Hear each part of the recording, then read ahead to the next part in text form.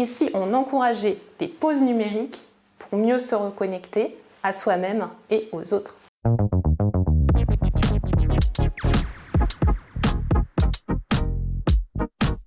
J'ai commencé par me former à la santé publique pour m'intéresser vraiment à la santé de la population et surtout aux thématiques de la prévention. Et puis au cours de mon parcours, je me suis formée donc à la nutrition en effet aux addictions. Je me suis vraiment retrouvée dans cette spécialité parce que c'est une spécialité où on donne beaucoup de place à la parole, d'avoir le temps de communiquer avec les patients et de m'intéresser à l'ensemble de leur vie. Et puis c'est aussi une spécialité dans laquelle on suit les patients au long cours.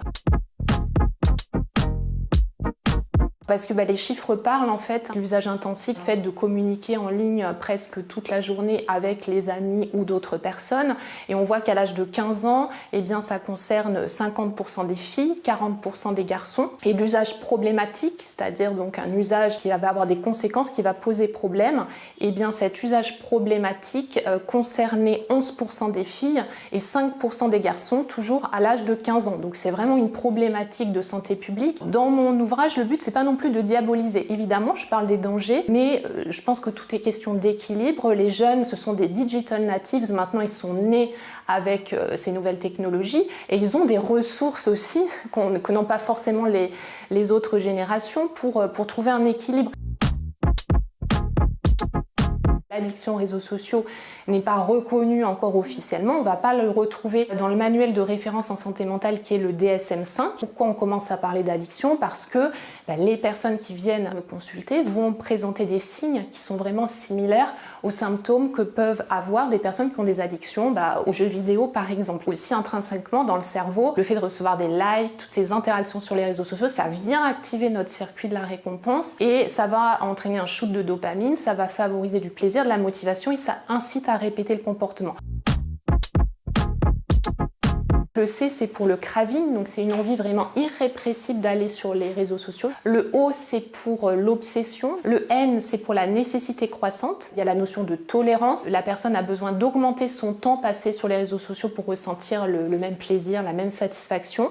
Et la deuxième notion, c'est le sevrage. C'est-à-dire que si elle arrête d'un coup les réseaux sociaux, elle va ressentir par exemple de la colère, de l'irritabilité. Le premier T, c'est pour les tentatives infructueuses. Donc cette personne-là, elle a déjà essayé de diminuer son temps d'écran ou de stopper, elle n'y arrive pas. Le deuxième T, c'est pour le temps. Elle va consacrer plus de temps que prévu à l'usage des réseaux sociaux. Le R, c'est pour les répercussions. Et puis le O ensuite, c'est pour obligation. Elle va se sentir dans l'incapacité de remplir des obligations qu'elle remplissait très bien avant. Le L, c'est les loisirs. La personne ou le jeune va se désinvestir des loisirs, des passions. Un signe aussi très important, j'ai appelé le E pour évasion. Donc c'est une personne qui va utiliser les réseaux sociaux de façon régulière pour fuir les soucis.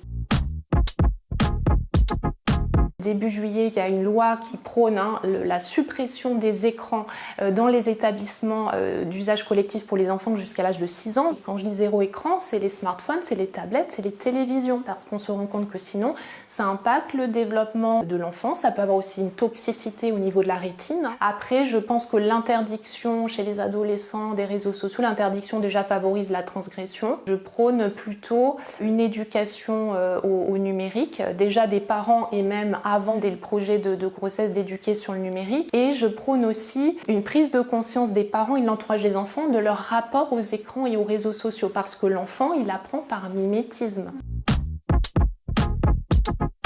Déjà, je suis pas en mode multitâche. Ça veut dire que si je vais sur mon téléphone, en même temps, je regarde pas la télé, je ne fais que ça. Et je vais porter attention au contact de mes doigts sur l'écran. Je vais regarder un contenu à la fois, je vais être à l'écoute des sons, des informations que je reçois. La majorité des personnes qui checkent leurs emails, qui sont sur les écrans, souffrent d'apnée des emails. C'est-à-dire que soit elles suspendent temporairement leur respiration ou elles la modifient. Et donc ça a un impact sur l'énergie, sur la cognition, ça augmente le niveau de stress et d'anxiété. Donc ce qui va être important aussi, ça va être de faire des pauses et d'avoir des temps de respiration. Ce que je prône aussi, c'est l'inaction et l'ennui.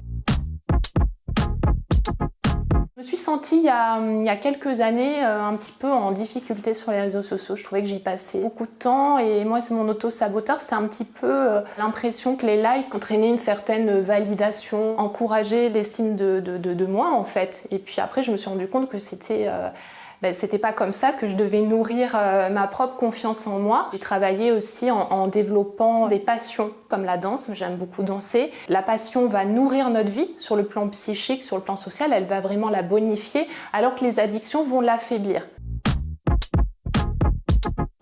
Et si on encourageait des pauses numériques pour mieux se reconnecter à soi-même et aux autres?